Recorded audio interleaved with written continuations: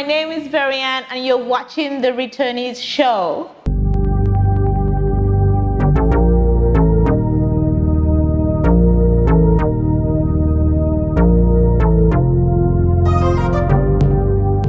My name's Beryl-Ann Achoh.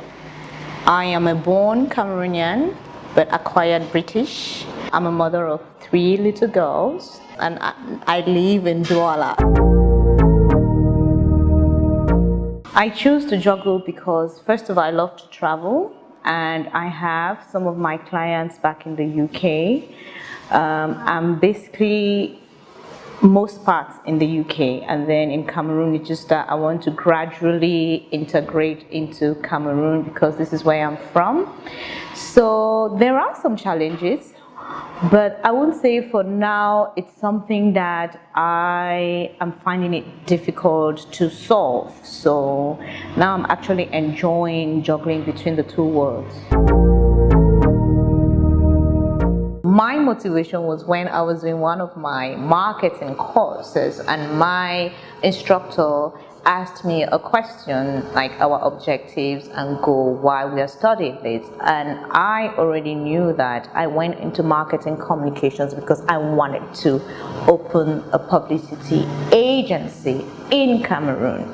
So I already had that at the back of my mind that I will move back and I will start up a publicity agency back home.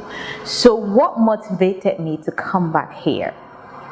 First of all, I have friends that had moved back and they started off businesses and it was going smoothly.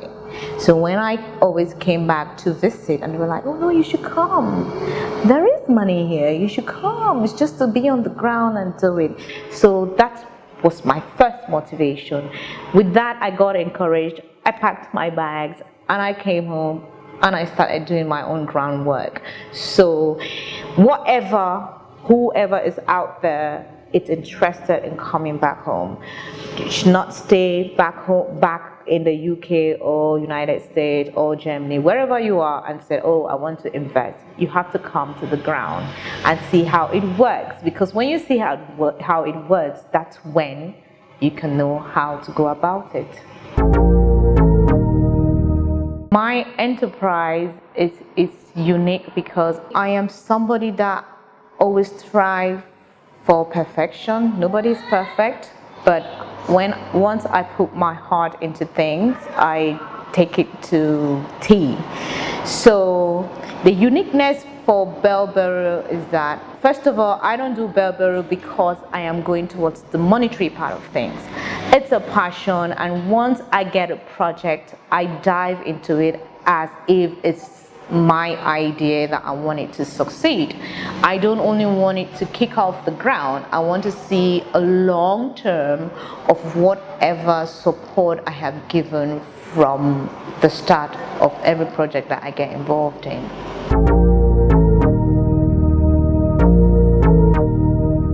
The top 3 challenges that returnees face when they get back home is the issue of being received with their innovations, like the change that they're trying to bring. And I've noticed that the local community actually finds it very hard to think that this thing came from out there, and to embrace it is very hard for them. That's one of the first ones. Another challenge that returnees face is support. Most people that come around a returnee, because there's this perception that when you're from abroad, you're probably coming back with a bag of money, a bag of something, to just come and pour it. So everybody that comes around you is either coming to pull or to take a bit here and not deliver. Even if you hire certain people, they're just looking at it that okay, and when you get others, the local community involved, they don't look at the vision that, listen, I have come here for us to grow. I've not come here for me to grow. They just look at it that, oh no, this one wants to come and probably exploit us because the person is. So they want to exploit you before you exploit them. So that is the second thing. And then the last challenge would be the system.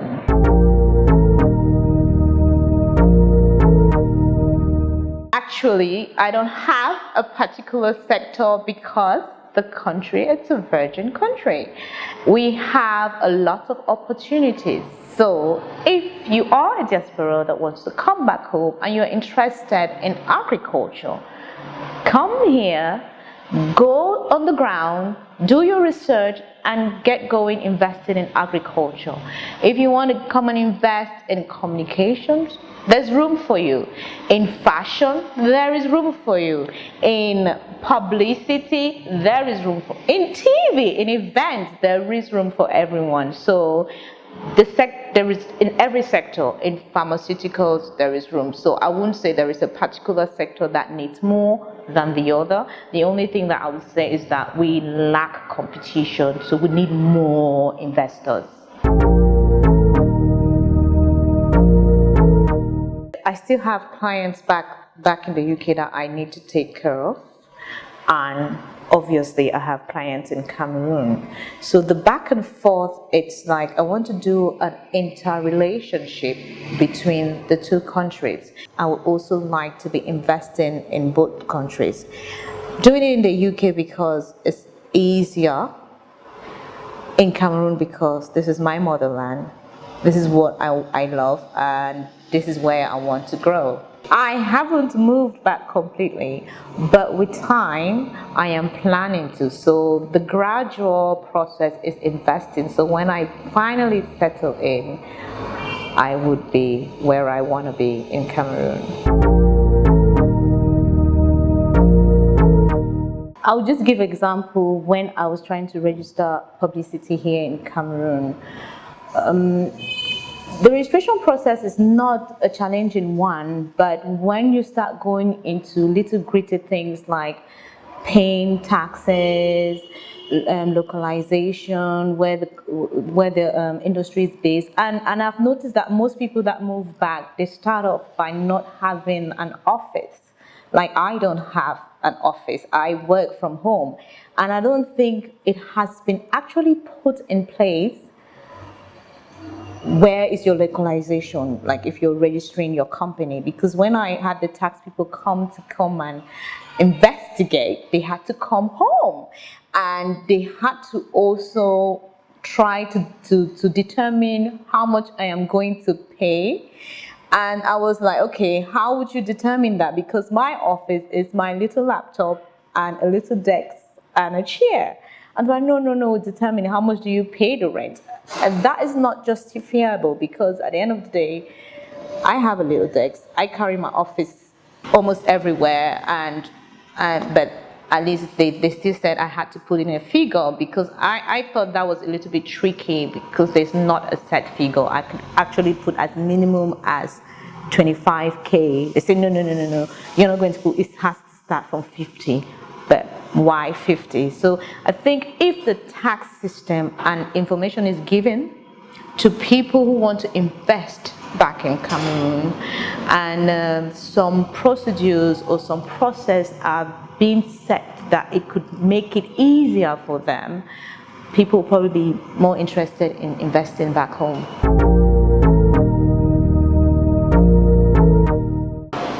I want to say thank you for the returnees for having me in the first place, and for people who are watching me that are out there and have the zeal, the interest to come back home, please come. Don't be scared. I know things are happening and businesses are challenging. As I said, come to the ground, do your research.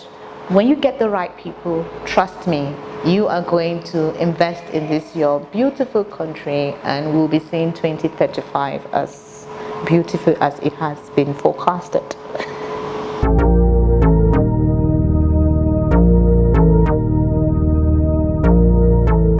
For all your lifestyle event management, image consultancy, media relation communications, you can check Beryl at beryl.com, On Facebook, Beryl, on Twitter, Beryl, and on Instagram, Beryl. Thank you. Today, dreaming big for tomorrow. We gotta walk hand in gloves. Be an inspiration to the younger generation. Oh no no, Returnee be calling